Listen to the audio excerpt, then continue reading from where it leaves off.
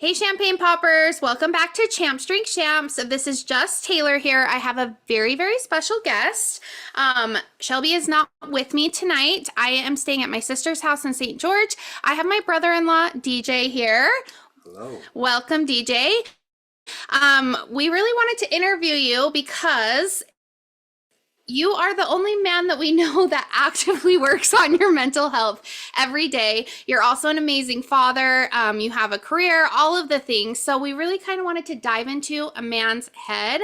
And we think that this is going to be a very, very helpful episode for all of our listeners and just help with communication with your spouse, with your partner, all of that. So Deejay, tell me a little bit about you. Yeah, so I'm DJ.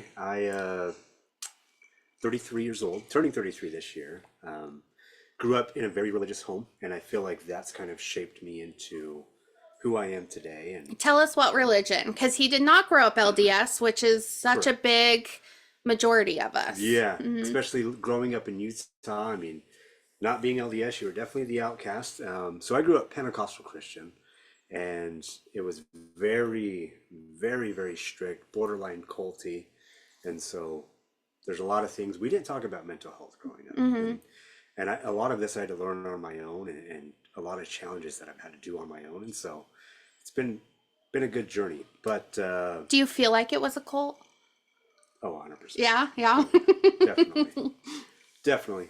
But yeah, born and raised in Ogden, and moved down to St. George probably about 10 years ago, and just yeah, I love St. George. Yeah. So him and my sister met in college, right? Yep, And have my two nieces. They've also had a surrogate baby, surrogate baby. and then they're going to have another one. So Yep, that's exciting. doing another journey. Yeah. So when did you feel like it was time to start addressing your mental health? Um, so I think the biggest thing was it was all after I've had kids. Um, Definitely, I mean, when I just didn't have motivation to wake up in the day, in the morning, right? I mean, that's the biggest thing is just no motivation to go out and do anything. No, I'm like, "Ah, I really don't want to go to work. I don't want to do this. I stopped caring about myself, and just seeing that bleed over into my kids was just the eye opening for me of just like, okay, I need So did you notice, like, and you can always say no to any question. to. Did you have like depression, anxiety before kids, or did you not really notice it? No, I had definitely, I feel like I had depression before kids, especially, when you leave a religion, you're taught you're taught a lot of things, and then you leave that religion and you're just like, okay, I'm lost. I don't know where I'm going. I don't know what I'm doing. I want to do life on my own and like try to learn things on my own, and you're navigating through life and you're just so confused. And so there was a lot of dark times growing up, and so definitely. So what is your family dynamic? Because you have a brother and a sister, right? Yeah, so I have two brothers, two Okay. sisters, Okay. and we don't talk. We've all kind of just split up, and my sister tries to make effort and stuff, and it's on me. It's definitely, I don't reach out. I've secluded myself, and I've tried to, I don't know. Do you feel like that's part of like the trauma? Maybe? Yeah, Yeah.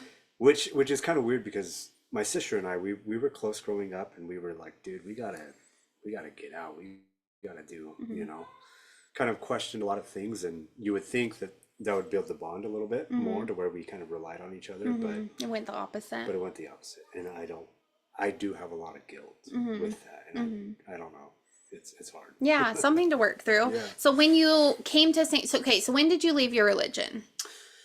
When I turned 18. When you turned 18. When I And turned you came 18, to St. George then? no, I came to St. George when I was about 22, 23. Okay. So I Okay. moved out of my house when I turned 18. Okay.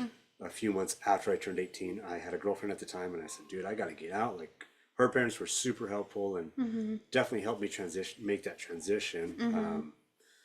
I think it was good for my mental health, but it also, on the religion side of things, but It also, made it worse, maybe. yeah. Yeah, I went through that when I left the church, the LDS church too, because it was something that you trusted and relied on. Like, Kate, so when you left, is it like leaving the LDS church? You can just be like, oh, I'm not going anymore? Or is it like a whole process? of leaving? No, pretty similar. Yeah, Okay, just okay. I'm cutting all ties. I have nothing. I want nothing to do with this. Do they believe in Jesus, like God? Yes. Yep. Okay. Because I feel like when I left the church, it was like everything I was taught was a lie. I felt so lost. Everything felt so dark. And I was like, where do I go now? What do I do Yeah. now? Like, it was so stressful. Yeah. It really was. Yeah, and it was kind of the reason why I say it was kind of borderline cult is because we weren't able to go to the movies. We weren't able to go to concerts. We weren't able to hang out with like school friends outside of like the church. Like it was just strictly just church people, church Sunday through Thursday, and Every then day. every day. Oh, wow. And then on Fridays they would have a youth night, and then Saturdays was a outreach where you're just kind of like being a missionary, going out trying to get people to come to church as well. Interesting. So it's kind of Jehovah's Witness vibes a Yeah, little. a little bit. Okay. Could you celebrate your birthday? Yep. Yeah, so we Okay, good. celebrated birthdays, holidays, except for Halloween. I know. I heard Talia ask you that earlier, and I was like, I've never thought of that. Yeah. Was But- because it's devil? Yeah, just why Okay. would you celebrate Satan's day, Oh, interesting. Huh. Okay. But- so it was definitely, yeah, it was weird after I left, just trying to find out, all right, Where? I'm gonna go do this, I'm gonna go do that. So do you feel like that's where the depression started, or do you feel like that happened all kind of growing up? I feel like it all kind of growing up, definitely. And then after leaving the religion, it felt pretty freeing. But then you go through this phase where you're just like, I'm lost. Like growing up, like it was very structured with the church and stuff, and then you have your freedom, you start drinking, you start partying, you have fun. It was very fun. You go crazy. Yeah. Yeah. And then you're just like, okay, something's missing. What is missing? But yeah, it's just you gotta find Because that. so what brought you to St. George? Was it you didn't go to Dixie, did you? I did. Oh, you did. So Okay, that's so what that's brought what me brought down you. first time, yeah. Okay. So when you met Talia, was that kind of like because you guys got together pretty fast and Yep. had Mia pretty fast. So like was that like, oh, this is my missing piece? Like were you searching for family? Like I was not searching for family. Okay. I never wanted kids. really? I never wanted Oh kids. wow, I did not know that. I was terrified. Oh my to have kids. gosh. And that was just kind of like the way I was brought up. I was afraid to kind of follow in my parents' footsteps. I've never admitted that on camera or anywhere. But I was afraid to follow in those footsteps. I was afraid to fail. And so I never wanted kids. But after meeting Talia, we just kind of clicked and things were just going great. And I said, I want more of this. Because I you guys felt like there tried was- for Mia. Yeah. Okay, yeah. And I felt like there was like the whole time where I was just like, hey, I'm missing something. I'm missing something. I don't really, I'm not working towards anything. And then after meeting Talia, it was very like, this is what I want. I want more of I this. think too when you have like two, I don't want to say bad parents, but bad parents or one bad parent, it makes you terrified to have kids. Absolutely. Because I'm in the same boat. Like I'm old now, but like when Tony and I were first talking about kids, I was like, I don't want to screw them up. Like I feel like anything that you do is like, oh my gosh, like what if I do something wrong or what if I'm a bad mom? Like it's a very scary Yeah, thought. it's very scary. And it's changed, or I mean, a lot of my decisions of like around the kids are just based off of like, all right, I remember this growing up. I don't want to do this. I don't want to put my kids through that. Well, so that's I'm going to do that's this. part of the reason why I wanted to talk to you because he has a TikTok, you guys, which is amazing, and you talk so much about breaking those traumas, which I think is huge. So, like, how did you know? I guess how did you know? Because when you first had kids, you weren't going to therapy, anything. So, like, and you were young. So, how did you know? Like, I have to stop this because I like to break a lot of generational things, but I've also been to 10 years of therapy, and that's how I even knew like, oh, when I do this, this can cause this. Like, how did you even know to stop these things? So being very vulnerable, very, very open about this was just, I was losing my temper with Mia, Okay. and it was very unfair because she was so little. She's just being a person, just learning how to deal with her emotions. And I don't know how to deal with my emotions. And so I'm getting very short tempered with her and like getting angry and stuff. And holy cow. I don't like, I saw the similarities with my parents, and I was like, dude, no, I can't do this, because I know how I am inside, and like how I want to be a people pleaser so bad. I want people to like me so much, like I will bend over backwards and I will let people abuse me, not physically abuse me, but you know, take advantage of me just because I want people to like me, and I don't want my kids to go through that. And so that was like the wake up call for me, is just the way I started treating Mia when she was a baby. But good for you for noticing that, because Mia's only 7 now. So Yeah. that was like, and you've had your TikTok and talked about this for a long time. So Mia had to be what, 2? Maybe 2? Yeah. So good on you for like recognizing those and knowing like I need to change this, because that's a big thing. That's a really big thing. So did it rock your world, like having a baby? Like if you didn't want kids before, because if you guys don't know, DJ's an amazing dad, truly amazing dad. So like, was it scary? Like when Mia popped out, were you like, shit, what did I just do? I when it first happens, I mean, you're just so happy. You're just so like, I mean, it's crazy. Once you become a parent, like just there's a whole new door of like love that just opens. And I was so excited. I was happy. I mean, as things went on, I was getting scared and just like, oh my gosh, like I have to try to keep this person alive. So it definitely was scary. Because I mean, you guys were in a hard place with Mia. You were living with my mom. Yep. You were deciding if you were coming back to St. George. Yep. You just had a baby. You guys were so young. Yeah, it was all, we definitely did it the wrong way. I mean, we got pregnant, right? We were like, okay, let's move up to Salt Lake. Like when Let's Taya move- was like 6 months pregnant, right? Yeah. Like, all right, let's move 300 miles away from what we called home. Yeah. And so we're moving into a new city, starting new jobs. Like we're living with your mom. Like there's all this new stress, all this, like we're trying to learn how to be parents, how to do new jobs. I'm learning a new city, and it was, yeah, that was difficult. I I'm think sure.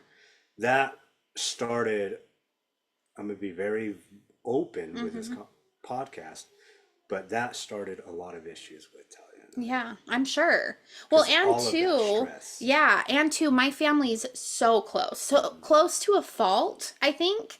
And when you are not close with your family and then you come into our family, Yeah. it's like, what the hell? I know that Tony went through that. Like the first time he met all of us, he's like, you guys are crazy. Like you're so up in each other's business. You have to know everything. That scared me so bad.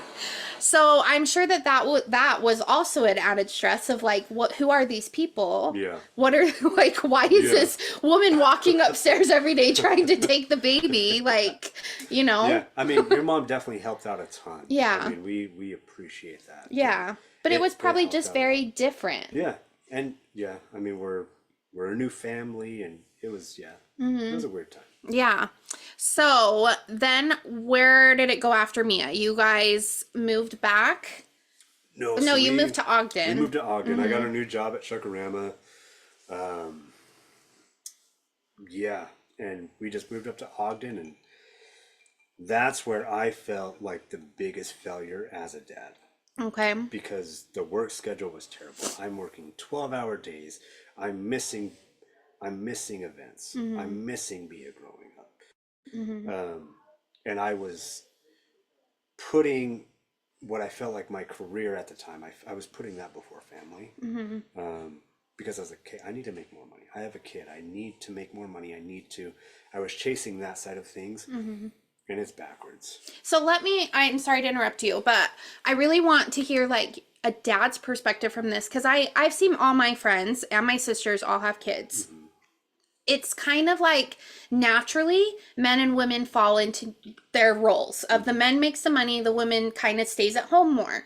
Like, so as a dad, you were thinking, I have to make more money. I have to provide for these two. So that's kind of That's the stressful, I'm sure. Yeah, and that's the gender thing, right? And I was trying to fall into that of just the way I grew up too. My dad would always work. My mom was a stay-at-home mom, and so in my mind, that's the way it should have been. That's the way families should be. I mean, you can't do that now in this economy, but I was just like, okay, I have to do this. I need to make it to where Talia can be a stay-at-home mom, take care of the kids, and I started putting work first. And that's one of my biggest regrets. So do you feel like that made the depressions worse? Yes. And at this point, you weren't doing therapy, you weren't doing any of that because you Correct. worked such a crazy schedule. Yeah. So DJ worked at Chuck Grandma, which my mom worked at Chuck Grandma my literal entire life. And she wasn't a manager. You were a manager. And that really does it's a more than a full-time job. Yeah. Like it's not 40-hour work weeks. It's like 50 to 60-hour work weeks. So I can imagine that was really stressful. So then when you guys decided, because you lived in Ogden for a few years. Yeah. And then when you guys decided to move back to St. George, take me on that journey. So I was never happy being up in Salt Lake.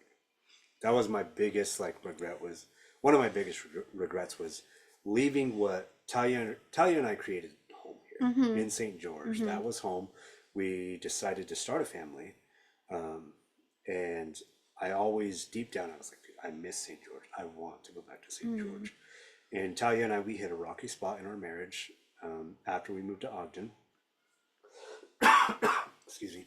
And it was just, back in St. George, everything was good. We were good. We were happy.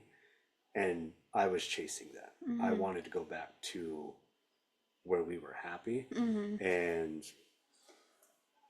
the idea of it was good, but at the same time, I was never going to therapy. I wasn't working on myself to be the better person to where the marriage was happy.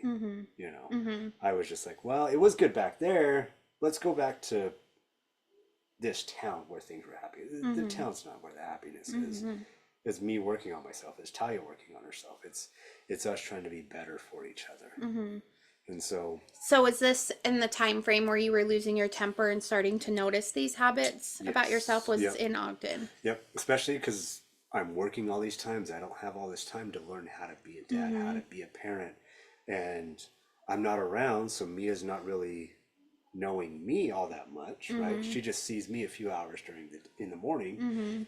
And so it's like, we don't have that connection. So then I'm getting frustrated with that. And then she's crying, and I'm getting even more frustrated because it's like, dude, just stop. Just stop. What are you crying about? And so, yeah, it was. And they also had a really scary ghost in their Ogden house too. That played a big role because there was a hella ghost in there for sure.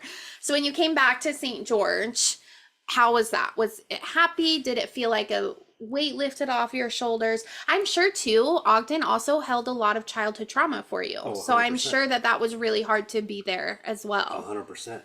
I avoided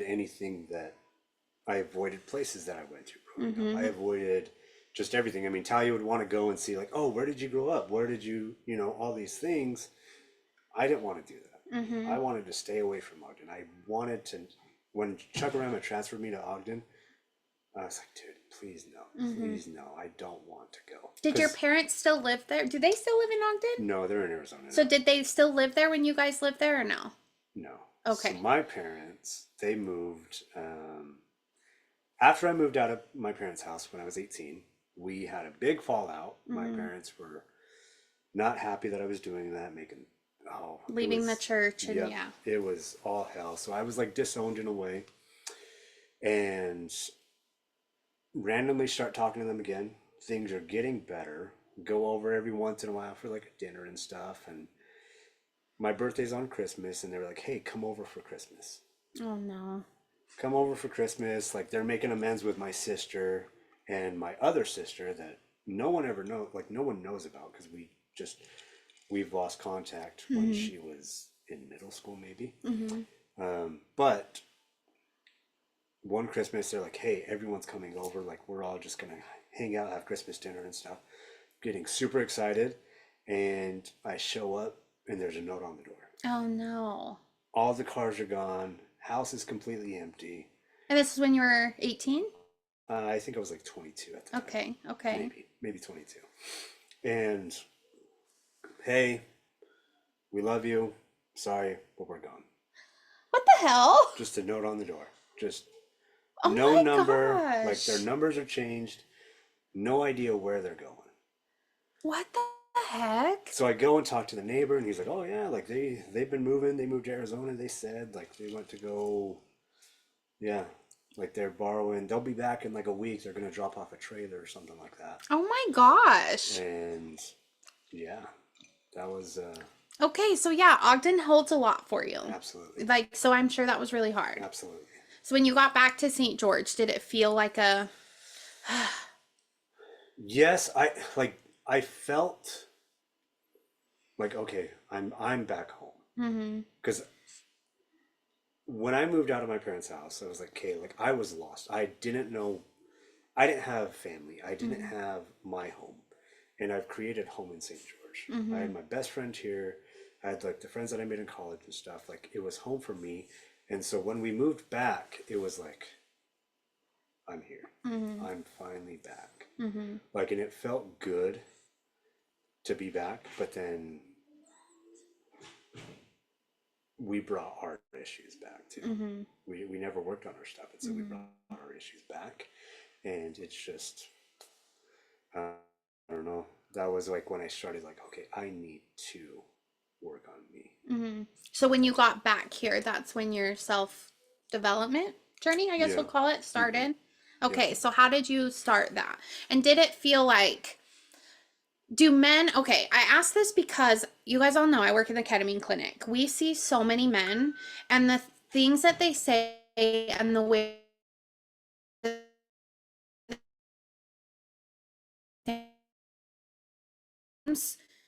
it kills me because sometimes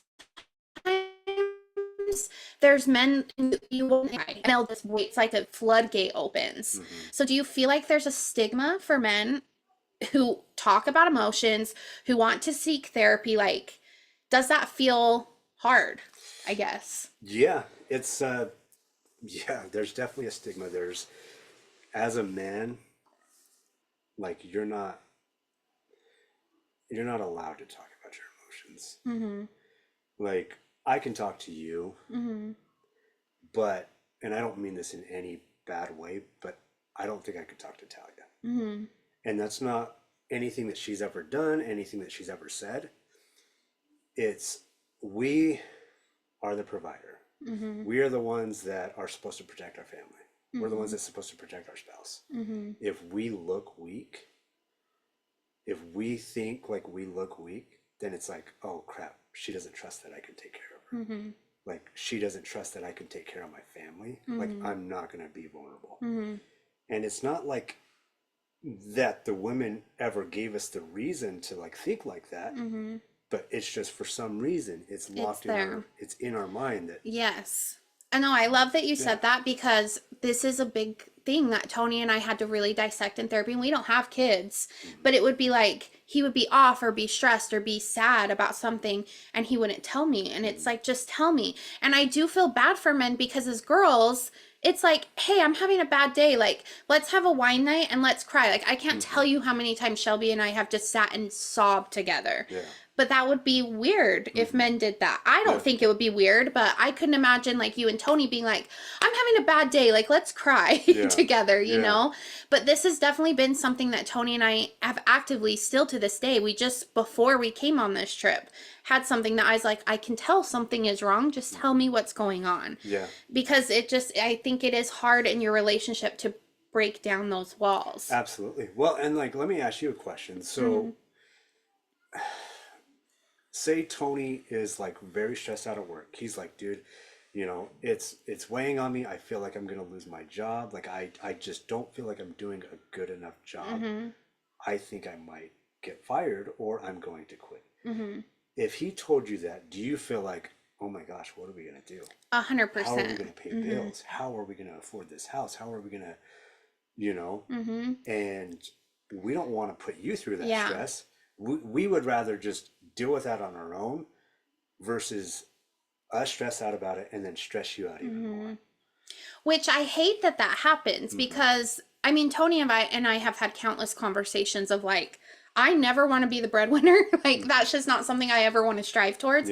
I want a job. Like obviously I'm going to school to get a good job, but he'll still always make more money than me. But that does put a lot of weight on him that if he was to get fired, I would be like, shit, like I don't know what we're gonna do. But it definitely, it's hard because, and I feel bad, and we've had so many conversations about it because I do feel like we have really good communication. But if you don't have that good communication, that is hard. That if you are struggling, Mm-hmm. feeling that provider role, that is hard to be like, I don't feel good enough. Yep. Exactly. Mm-hmm. It's just we already don't feel good at work. We already feel, whether that's just our work doesn't tell us good job. You know, Mm-hmm. we're overworked. We're putting in all of our effort, all of our time into a job that really doesn't care about us. Mm-hmm. And it's like we don't feel inadequate at work. Mm-hmm. And then if we come home and then we stress you out, and you're just like, dude, is Tony going to get fired today? Is Mm-hmm. Tony going to get fired next week, next Mm-hmm. month? You know what? We don't want to put you, us guys, we don't want to stress out the ladies. And But so, then that's hard for you though. You know yeah, what I mean? oh, That's where 100%. it gets like the line gets so murky of Mm-hmm. like, where do I ask for support Yeah, and where do I take this on myself? mm-hmm. And is this even something that I should worry about? You Yeah, know? that's hard. I wish I had the answer for that, because Mm-hmm. it's, I, I don't think I would ever stress Talia out with that. I Mm-hmm. don't think I would ever tell Talia, oh my gosh, I think I'm going to get fired. Mm-hmm. Or, oh my gosh, like work is stressful, because it's been engraved in us to just figure it out. Where do you think that comes from? Like, were you taught that? Or was it just seeing your dad? Like, is it an endless cycle of dads doing this? That I think it like, is an endless cycle you of think dads, right? so? Especially because the way that I grew up, it was my dad will always work. Mm-hmm. My dad would be the one to get a second job versus my mom starting a job. Mm-hmm. And so it was just, and I think it's just always been that way, right? Mm-hmm. We're now just kind of going into where the women are starting to work and starting Mm-hmm. to, you know, make as much as men and be the breadwinner on some Mm-hmm. cases. And so it's just, I think it's all new. And I think as time goes on, it will get better. Mm-hmm. But as of right now, it's just generational stuff. Mm-hmm. That's so interesting. Do you think you would like it if Talia was a breadwinner? Like, do you think that would take off some of the stress, or do you think it would add to it of like, I'm not providing? It would, yeah, You think I so? think it would just be like, dang, I'm not doing enough. Huh, interesting. Yeah. That's so interesting. I wonder where that stems from. Yeah. But I guess too, like thinking about, I mean, my household wasn't like that. And I think that's been a struggle for me and my sisters of my dad was kind of lazy and my mom always worked her ass off. And so it was like me and my sisters were always do anything to make sure that we're okay. Mm-hmm. And so it's really hard. Like, even though I don't want to be the breadwinner, it's hard for me to let go of control of like, Absolutely. I have to pay the bills. I have to do this because I always have to make sure we have money Yep. because that's what I was taught. Yep. So It's that's like just you almost interesting. need your independence, right? You need Mm-hmm. your own money. You need to protect yourself. Yes. Yeah. Yes. And it's just the way that you grew up. It's Yes. just like, I have to make sure that I'm okay. Mm-hmm. I need to have, whether you have your own bank account or not, it's just Mm-hmm. like, I I'm have going to to make sure yeah. I am okay. Yeah. I mean, we have our own like spending bank accounts, but like we have our joint account and I pay all the bills. And I've tried to like let go of that control and then Yeah. it freaks me out. And I'm like, actually, I have to do this. Yeah. Like, I can't let that be in control of somebody else. Yeah. But I think it was because I saw my mom and dad struggle so much and my dad stealing money and all this stuff that I couldn't, I would never, not that I think Tony would ever do that, but Yeah. like, I don't ever want to put myself in that situation, you know? Yeah. Interesting. Childhood plays into so many things. Yeah. It's so Childhood crazy. does. It's wild. So, okay, when you were finding a therapist, which I'm just going to scatter in some silly questions in here, do you have a preference of male or female therapists? I've gone to female and I'm currently going to a male. Mm-hmm. It depends on where I'm at in life. Mm-hmm. Years ago, I liked the female because it was very like mom type of thing of like mom just giving me advice. Mm-hmm. And now that I'm older and I feel all the pressure of just, I have 2 kids. I have like an expensive place. Like I have all these things. Like I need somebody that's going to say, dude, get your shit together. Mm-hmm. Or, you know, and I feel like a male therapist is a little bit more honest, and where the female is just more of like nurturing and like, okay, well, how are you feeling about this and stuff. And right now I just need somebody that's like, no, you're doing it wrong. Do it this way. Okay, so that's a really good point I want to touch on. So I have a male therapist. I've had a male and a female. I prefer male because I like that. But also, I wonder about your therapy appointments because in my therapy appointments, it's like, okay, well, let's dissect your feelings. Like, do you prefer to talk about your feelings or do you prefer like more kind of the tough love?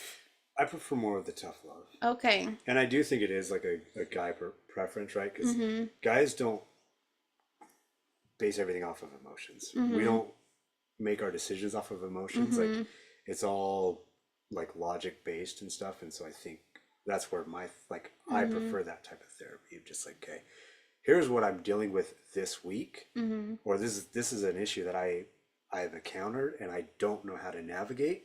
Like help me dissect this and help me move past this.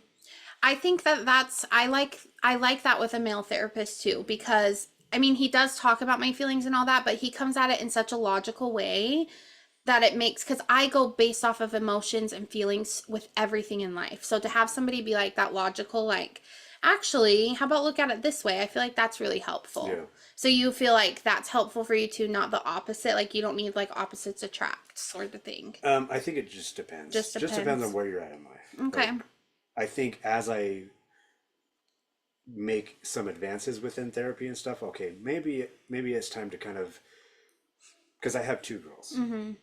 They're going to think based off of emotion, and I'm going to need help navigating through that. And so I think as time goes on, as Mia turns into the teenager, it's like, okay, She's already there. She's already there. but like, how do I navigate and take care of her emotions while also trying to be the guidance in life and stuff? Okay. Okay, so you started going to therapy when you moved down here. Was it hard? Because I know in my therapy appointments, when my therapist tells me like, oh, this is why you reacted this way and it was kind of rude on Tony, I'm like, oh shit, like that's really rude. Like it kind of is like, ugh, like learning my habits and my traumas and how my childhood has shaped who I am. Like, is that hard for you? Yes, yeah, especially when I am being a dick. When I am being called out for my shit, it is hard hearing that. It's the worst. Yeah, I don't It's like the worst. it. I don't like it. Yeah. But at the same time, it's just I have a goal of just like being a very empathetic person and being caring and loving and stuff. And so it's just that's my goal, and it's just I need help getting there, and I just need to accept that, accept the advice that's given, and okay, I don't want to just shut things down when he says, okay, try this approach, or hey, look, you're doing things wrong. It's all right. I need to be vulnerable and accept this and try it out. I can't just shut things down without trying. Was that hard for you to do? Yes. Yeah. Especially like within the marriage of just because the way I grew up, it was the dad was always right, the husband's right, women submit. And we were the complete opposite, so I'm sure that's real difficult. Yeah, and that's the way that I was taught of just like how Yeah. marriage works, and it's not. Yeah. And so that's been not necessarily challenging, but it's been a learning curve. Do you feel like there's two different halves of your marriage, like marriage together and then marriage as parents? Like, because I mean, again, I don't have kids, so I've always wondered, like, do you live two separate lives of like, this is us together and this is us as parents? Like, do those ever cross, or is it like this is a hard line of, like, is your communication the same alone as it is being a parent? I guess is what I'm trying to ask. No, I think Talia and I, we are better parents than a couple. Like, I think we've put all of our focus and attention on being parents that we've lost sight of each other on a personal level. Yeah. And so that's been a challenge. Okay. I was gonna ask something else and I just forgot. Okay, so you're down here, you've had Mia, all of that. Ellie comes into the picture. Ellie's a little spitfire. Do you feel like that threw like a huge wrench in things? Like I kind of have to start over? Or was it okay, like moving forward? Well, Ellie was a complete surprise. Okay. We weren't planning on Ellie at all. Like we originally just wanted one kid, and we were happy with just Mia.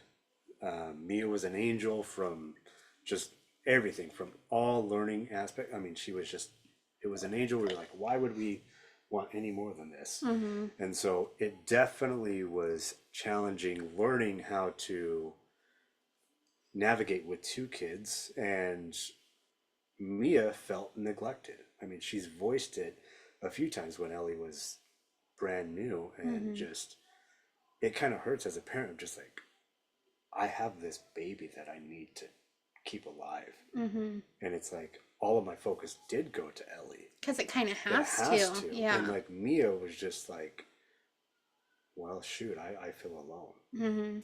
And so that was very challenging. And it was like, I felt like I was just, I lost time for myself. I lost time for my work. I was just like, I got to focus on Mia and I got to focus on Ellie. And it was just, I was so drained by just trying to care about Mia's feelings, but then also keeping a new baby alive. And so that was very challenging of just, that was the hardest part about being a dad, was just, I have two kids that I got to worry about, and a marriage. And like, it's difficult. So do you feel like you found a good balance now, or is it still kind of you're in like the figuring out stages? No, I feel like I have a good balance now, especially now that Mia's more vocal, and I could have a more honest conversation with Mia, just like, hey, did I do anything today to make you happy? Did I do anything today to make you sad? And it's just, those are hard conversations to have, especially when she does say, okay, yeah, today you made me sad because of this. And it's like, shit, I didn't realize that, or I didn't mean to do that. And there's sometimes where it's just like, all right, you're just Saying yeah, stuff. you're just saying Yeah. stuff. But then when you do see like, oh gosh, I've created this, and I see what I did was wrong, and that's a hard. That's such a beautiful thing, though, to open up that line of communication with your kid. Like you do that every day. Yeah. Every day. Every day. And that, I think that that's such a trusting thing. Well, my biggest thing is growing up, I didn't feel like I could talk to my parents. I didn't feel like I could talk to anybody. And I know how that made me feel. And I don't want my girls to go through that. I want them to trust me, to trust that, all right, I told dad this, he's going to be better. And so I want that open communication. I want them to feel comfortable to confide in me. Okay, I love that. Sorry guys, I have to look at my questions here. Okay, so where did surrogacy play into this? Did this affect your mental health at all? Was it kind of a, well, obviously it was a decision you and Tal made together, but did it affect anything? No, I don't think it affected. No. Because you kind of go in knowing it's not your kid. I think like when you just go right out the bat of like, okay, this isn't my kid, this is for somebody else. I think you're able to kind of close that off. Especially because, I mean, when you're doing it for somebody else who can't have a kid, I mean, you're just like, okay, I can't wait to see them become parents.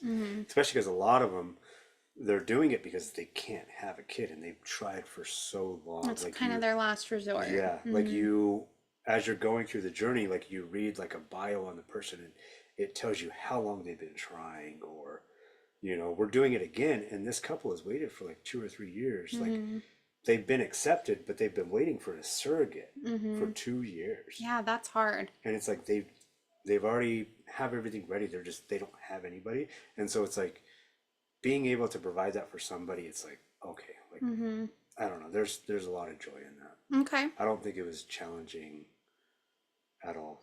Even like seeing the birth, like it didn't do anything for you mentally? No, I don't. Yeah, I don't know. A lot of people ask that question, and I feel kind of awkward answering it, because it's like, it wasn't your baby. it wasn't my baby. So I have no connection to this thing. Like I love pregnant Talia. Like I think she's the most beautiful. She is. Like, Yeah, woman, she really like, is. when she's pregnant. Yeah.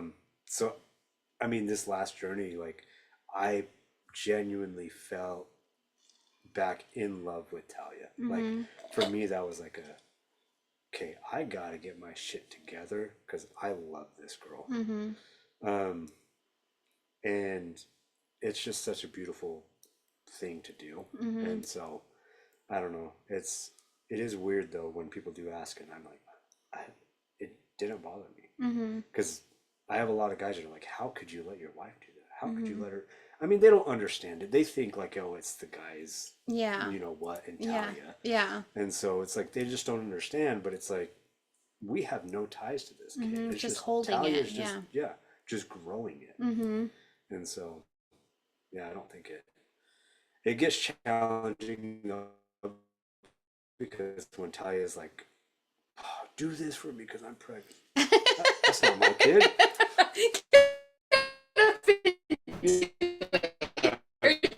Yeah, do it yourself or have. Enneagram or your love language. Shoot, I should have done that, but I feel like it's changed. Like my love language. Because it used to just be like words of affirmation, like because I never got that. I feel like I never got the I'm proud of you, I love you, like good job. And for the longest time, like growing up, like that's what I was searching for. Like someone could say job, Yeah. thanks, but it's like it's different. Like now it's like I want a hug, you know. Like So we have a running joke at the ketamine clinic that all men's love language is physical touch, and that is the least of the women's. Yeah. And it's so true. Like, Yeah. because Tony is so big on physical touch, and I'm like, ugh. And finally, when we were in couples therapy, the therapist was like, can you just hold his hand every now and then? And I'm like, I guess. Like, that just seems so unnatural to me. Yeah. But yeah, every man, it's physical touch, and it's so funny. Yep. If you want, you can get a lot. You can get a lot. If you, I don't know, if Tony's just, or even just your guys' spouse is just like in the kitchen, if you go up behind him, give him a hug, say, I'm proud of you, oh, That'll be everything. you will get whatever you want in life. I Good to know. promise. Good to know. I Pro promise. tips. And if it's a genuine, like just you go up, hug him from behind, I'm proud of you, I love you, thank you, whatever. And if he feels that you mean it, you'll get whatever. Okay, ladies, do that, even though it feels so unnatural and so weird. Okay, let's see. So where did all your support for women stem from? Is it from having girls, or was it kind of always ingrained in you and it just opened up, or what? No, it's from having girls. Is it? Absolutely. Do you feel like your life would be different if you had boys? Yeah. Yeah. Yeah. I think my thought process would be a lot different too.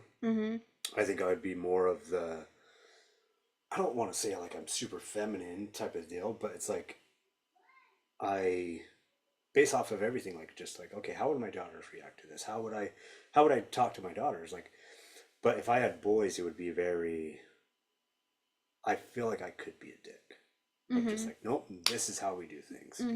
Very, it's my way or the highway type of talk. And so I think with having girls, having just being a girl dad, it's very like, I care about their emotions. I care about my emotions. I care about, you know, like, hey, let's talk about this. Let's try to work this out and stuff. And so, and those girls really have you wrapped around their fingers. They really do. I always wonder, like, what it would be like to have a dad. Like, Shelby and I say this all the time. Like, what would it be like to have, like, Deejay, or to have Tiana's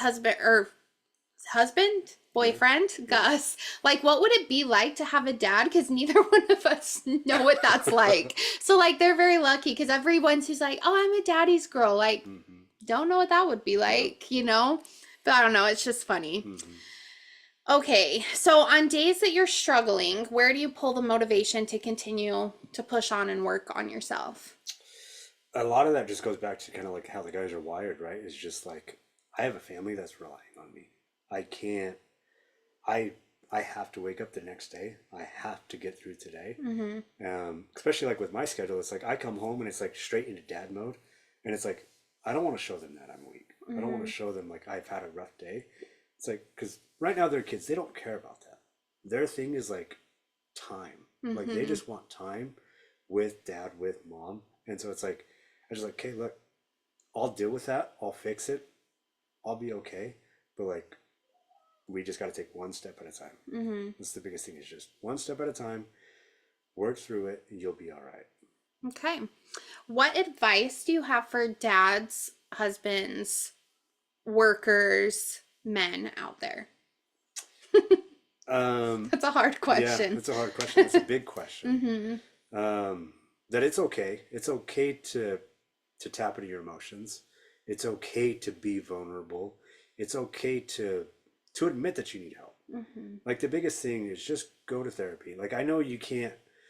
It's hard trying to talk to your guy friend. It's hard trying to talk to your spouse. It's hard trying to be in a vulnerable space, and talk to a therapist. Therapist isn't going to judge you. I mean, you pay them to listen, and you pay them for the advice, and they're going to give you the best advice that they can. And sometimes it's easier to talk to a stranger than it is to talk to somebody. For sure. For sure. And so just talk to somebody. It's going to help you out. Very rarely do you ever go to therapy and you come out worse than you It's true. than you went in. Right? It's true. Yeah. It's like every therapy session that I've ever had, when I come out of it, it's like, that was good. I'm glad I went. There's days where it's like, I don't want to go. There's days where it's like, damn, life has been beating me up. I don't want to talk. I don't want to sit here for an hour. But it's like you go through it and it's like a weight is lifted. And it's just, you got to be better each day. And therapy helps you get there. Talking helps you get there. Yeah.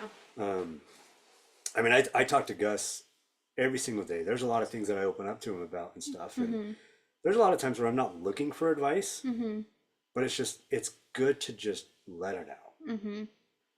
And don't be afraid to tap into your emotions. That'd be my biggest thing, is just, it's okay. I am not a man, but I firmly believe that from what I have seen working in mental health. I mean, we talk about this on this podcast all the time, but your body does keep the score. And if you don't talk, let it out, cry, even if you're crying alone, it will show up. And I feel like a lot of time in men, it shows up in anger. And I mean, I think that's just how men are hardwired. And it will show up. Like, you have to let it out, and it doesn't make you weak. I think that's the biggest thing too. It doesn't make you weak. Well, and then the more you hold it in, the more you try to suppress it, because no matter what, it needs to come out. Whatever emotion you're feeling, whatever you're feeling inside, it's going to come out. You're going to suppress it. You're going to start turning in like towards drugs, alcohol.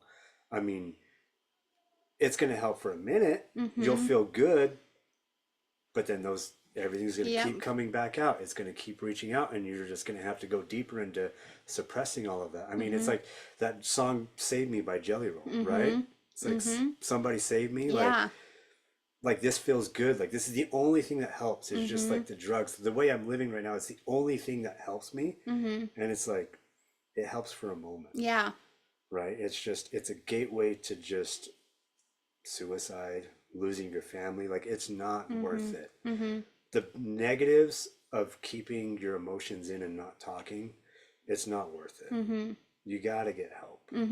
I think that that's a big thing to touch on, is like, there's a reason why when people leave a religion, they instantly go crazy party mode. Like, I'm going to start drinking. I'm going to dabble in drugs. I'm going to dabble in this. I'm going to dabble in sex, all of this because it feels good.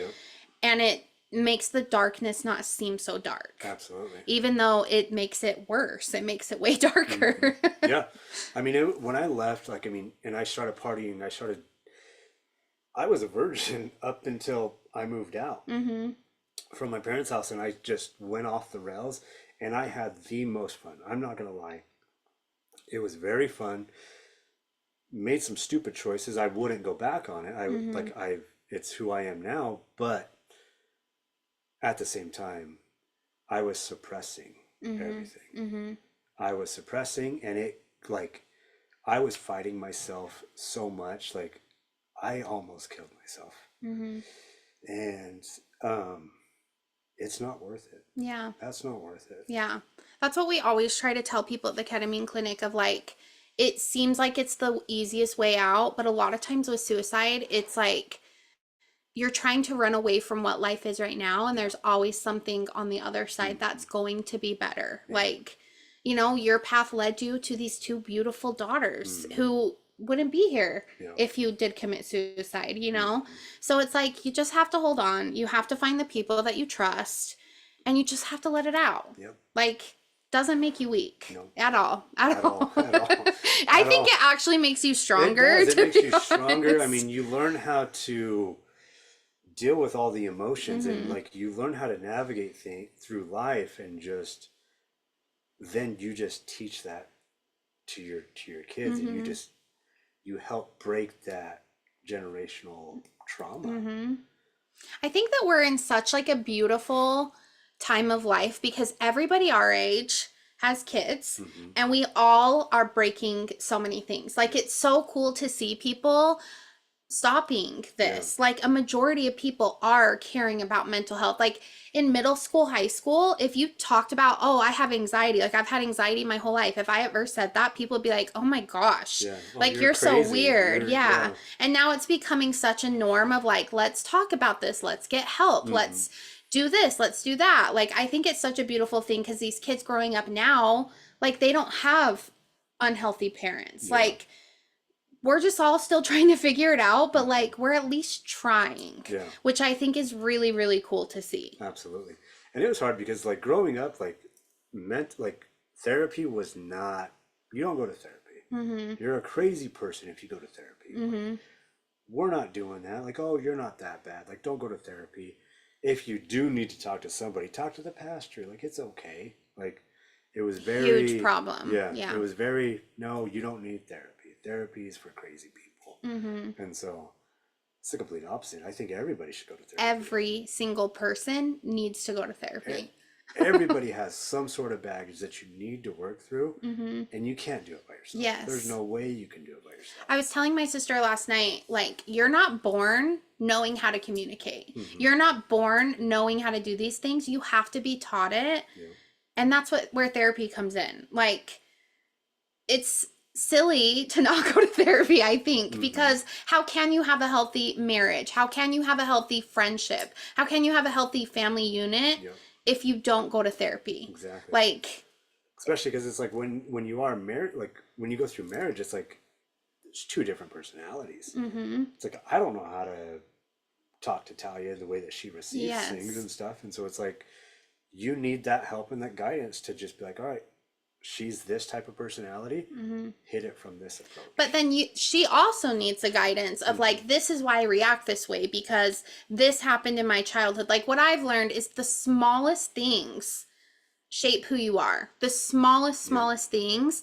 And if you don't have somebody pointing that out who's educated and knows how to point that out, you will never know. And so even if you do, if the other person isn't meeting you halfway, it doesn't matter what you do because they won't even recognize it. Absolutely. And that took a long time for me to learn. And it was a huge slap in the face of like, you have to meet Tony halfway or this will never work. And I mean, Talia and I, we went through that too, of just like, I was very like, I feel like I think of like logically, whatever, and Talia thinks emotionally. I mean, I could be wrong with that, but it's like, dude, come on, do this. And I would try to get her to see my point. Like, nope, this way. And it's like, Talia doesn't receive that well. Talia wants to feel like she's heard, feel like her point matters as well. And it's just, therapy helped me understand that. I'm just like, okay, I get what you're trying to say, but say it in this way, say it this way so she understands you. And it's like I've been able to change my whole thinking of just like, okay, Talia's this way, I need to approach it in this kind of caring and loving way versus just this is the only way. Yeah, 100%. And like marriage is hard. I'm sure parenthood is hard. I mean, from what I see, it looks fucking hard as shit. But like, yeah, I just don't see how a marriage family unit could work without a therapist. I just really don't. There's so many moving parts in like a family, like raising two kids, work, school. Like there's so many stresses. You can't do it alone. There's no way. Yeah, I totally agree. Okay, So, this is a really good question that Shelby really wanted me to ask. So, what would you tell your friend who was 5 years younger than you? Um, I guess it depends on, I guess in what way, like are they going through like relation, I mean just a basic advice, like Yeah, five just years. basic advice about life. So if they don't have, I don't know, I it depends. There's, I guess that's a pretty big question, but I feel all these questions have been yeah, so big and it's deep. like well, I mean, I could answer it in any way, like uh, right, but just with, I never wanted kids.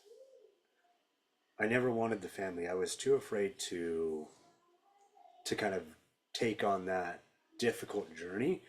But it's like it going down this route, it's given me purpose. It's given me life. It's given me things to kind of work towards, like goals to work towards.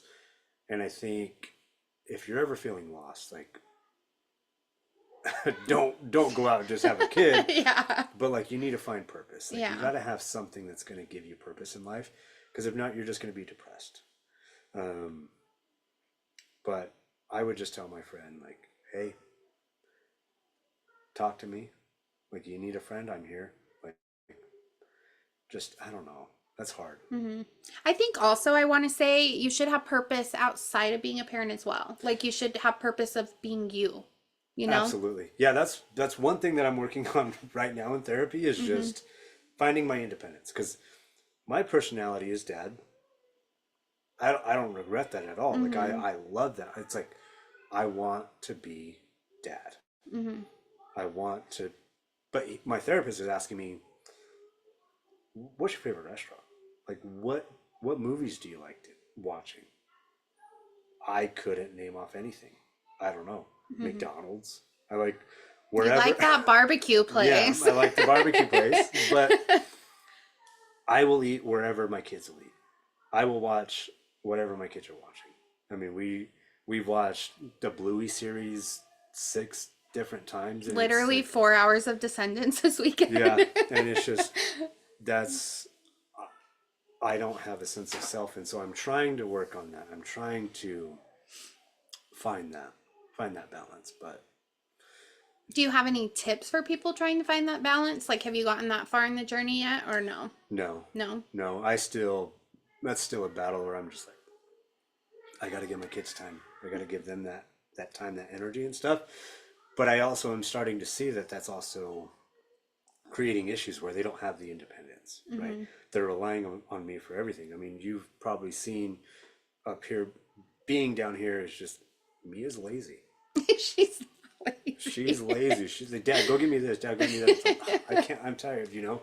And it's just, I do it. But I think that's part of having a dad because Yeah. Henley, Shelby's daughter, is the same way because Wally will do whatever. Mhm. If she told him, jump off this 50-foot cliff and land on your feet at the bottom, he Yeah. would, like without even questioning it. And she's the same. She'll be sitting on the couch and he'll be cozy, almost asleep. Dad, can I have some water? Yeah. Oh, not right now, but I'm thirsty. Okay, Yeah. I'll go get it. So I think that's just like having a good dad. Yeah. Yeah. But it's we're creating some issues. Yeah. Well, okay. Well, I'm excited to hear about your journey of finding yourself outside of being a dad. Okay. Just a few questions about being a man. Has it been hard through nutrition or body image as a man? Like, do you go through the same struggles as women do? Yes and no. Like I feel like for women it's a lot harder. I mean, you guys go through some great, like, the what the world is expecting of women is just crazy, Literally right? the meltdown I had this morning because none of my shorts fit because I'm so Hmm. bloated from my Yeah. period. I mean, it's like I Yeah. feel, and I feel like for the guys, it's like you go to the mall and it's like you see bigger models. Like we don't have just a specific store for like the plus size Mm-hmm. community, right? In the male Mm-hmm. community, it's like it's more accepted everywhere, and it's like I don't know why. I don't know why that is, Mm-hmm. but I do feel like it is a hard thing that guys go through, because it's like, you know, how can I provide for my family? Like I'm just, how can I protect my kids? How can I protect my family? It's like I'm lazy and stuff, and so it's like, for me, I feel like I need to. I'm short. I'm 5'5", so I feel like I gotta go to the gym. I gotta be strong. I gotta put on muscle so I can protect my Please don't family. get a big truck. But yeah, we definitely go through that. It's very challenging, especially like when you are single and stuff. It's like girls want a 6 foot plus guy who they feel like can protect them and stuff. And so it's like when you are single, you're like, dude, I gotta get that. It's like, and if you're not, like when you're short like me, it's like I don't feel good enough. Good enough, yeah. I feel like I'm looked over, I'm less than, and so we definitely go through that. Okay. Well, luckily Tal's a shorty too, so you guys are great together. Okay, let's do a few more. Okay, what is your perspective on education, extracurricular activities, etc. for your kids? I mean, I'm gonna teach them to like go through the basics, go through high school and stuff, but I don't think they need to go through college and like try to do that. I mean, I feel like I have a pretty good job, and I dropped out of college. Taya's gone to college. She's graduated with her degree, and it's not. She obviously chose the wrong thing, wrong field to go in, right? She's not going to make a ton of money with that, but it's like, I think if you find something that you enjoy, you can make money with it, and you'll be good. Well, you're also so lucky too because Mia is so smart. Like, it's insane how smart she is. So it's like you don't really have to try hard with her because she's just naturally smart. So I'm curious to see how Ellie will be in school because I wonder if it'll be the same or opposite. Okay. So let's do two more. What do you do for yourself for self-care? How can we support our husbands and partners with their self-care? Yeah, that's hard. So for me, my self-care, it's like I just go to the gym, and it's like I don't prioritize that enough, but the gym is also kind of like therapy for me as well. It's like, I mean, it's not good because it's like I'm beating myself up physically to kind of just release some of the emotions and stuff. Like it is nice to clear your head, but when you go through, like a lot of the time it's CrossFit and you're tearing yourself up. And that's like one thing that I do. I enjoy it, but Have you tried yoga? Just kidding. No, I have not tried yoga. I'm not flexible. I can't. You don't have to be flexible. I can't. Get a Charlie horse just doing some of those. Yeah. So what would you like to do for self-care? Have you ever thought of that? One thing that I've always wanted to do is just like a hobby of like, I live in St. George and it's beautiful trails, beautiful like scenery and stuff. And I just want to go mountain bike riding. And I feel like it would be just so peaceful, just out in nature doing that. But I haven't made that a priority. Well, now that you're on that journey to figure out yourself outside of fatherhood, that could be a fun activity. It's like been the one thing that I've wanted to do for so long, but it's just, I would feel guilty because it's like my only time is to do that would be like a Saturday. And I mean, you've been here on Saturday. It's like Saturdays are a big day for, they're like, I call them dadder days with my daughters. It's like, we do donut day. We're camping out in the living room. We do swimming. Like we do just a lot of events during the day. And it's just, I would feel guilty taking that time away from them. I do want to say something, and I really try not to ever give parenting advice because I cannot give parenting advice. But I do, out of all of my friends that I've heard talk about being a parent and kind of like losing your identity a little bit, I think it is really important to know that it's not selfish.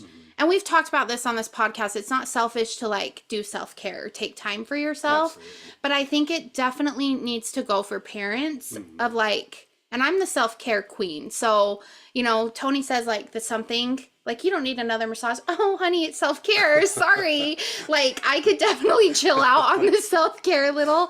But I think for parents, like, I think it makes you healthier. Absolutely. If you take that time for yourself doing what you love. And I think that that's good for kids to see of like, oh, dad's going to the gym for an hour. Like, let's hear about it when he gets back, or he's going to go mountain biking, or he's going to do this. Like, I think that that is really important for parents to focus on, maybe. Absolutely. I think everybody, minus myself, should focus on their self-care a little more, because yourself is important. Yeah. You know? Well, it's just like, I mean, if my cup is so full from like all the stresses of life, and you know, it's like, how can I keep pouring all this positivity and stuff into my kids when it's just like I'm at my wit's end, you know? It's like I need something, like I know like it's my fault. Like I know I need to be better at that so I can pour more into them and be genuine with my happiness and stuff. Because there's days where it's like I'm faking it and they feel it, right? And yeah, I know that's like that's the biggest focus right now is just self-care, like trying to find my identity outside of being a dad and just putting more effort into that. Because I do know that if they see me going out and doing those things, they're going to learn from my example versus me just giving them all of this, and then they're not going to learn the independency. They're going to follow into my footsteps of just like, oh, I have to give my everything to become a mom, like to be a mom. And yeah. But it's a hard balance, I'm sure. Because it's like, because there's the guilt. Yeah. It's like a guilty thing of just like, I don't feel like I'm doing enough for my kids. And so it's just changing that mindset to like, I need to do this so I can be better for my kids. But it's hard. Yeah, it is hard. It is hard. We all have work to do every day. So last question, what is your hope for the future? Little manifestation here. Yeah, my biggest hope is just that my kids are better than me. My kids do better than me. I don't fail my kids. Like, that's the challenge that I face every day is just I'm so afraid to fail my girls. I'm so afraid to create trauma for them. Because it's like, I'm 33, turning 33, and I'm barely chipping away at just the trauma from my childhood, you know? And it's like, I don't want to put them through that. And so my hope is just to do a good enough job of raising them to where that generational trauma stops with me. That's my biggest focus. Well, I think you've definitely succeeded at that. I really do. I think that those girls live a very cush life. And I think that they are so happy. And I think that that's really great to see. I truly would not want anybody else raising my two nieces because you know I'm obsessed with them. So thank you for all that you do. Well, thank you. Thank you for being interviewed. Yeah. How can people find you? I feel so official saying that. Yeah. I guess I'm more active on Instagram, but Instagram and TikTok, BabyDaddyDeej. You'll find me on there. I am actually going to be turning a TikTok series on, or doing a TikTok series of just finding me. So I think that's like going to be the title of just like, I love that. Finding me. And so I'm going to be trying to go out and do like new activities and stuff, and just that's going to be the biggest goal. Love that. So you guys, if you have suggestions for Deejay to do, send them. Yeah. And I'll send them over to him because I think I love that. Absolutely. I really love that. Yeah. And you're so young too. It's not like you're like 50 doing all this. So like it's a really good pivotal moment. Yeah. It really is. So I'm really excited to see your journey. That's exciting. He also posts my cute nieces all the time. So if you want to be obsessed with them too, follow him because they're hilarious. Okay, and make sure that you're following us on social media. We have an outro now, so I don't even have to say that all anymore. But love you guys. We will talk to you next week. This video quality is horrible, so sorry, YouTube. Bye. Bye.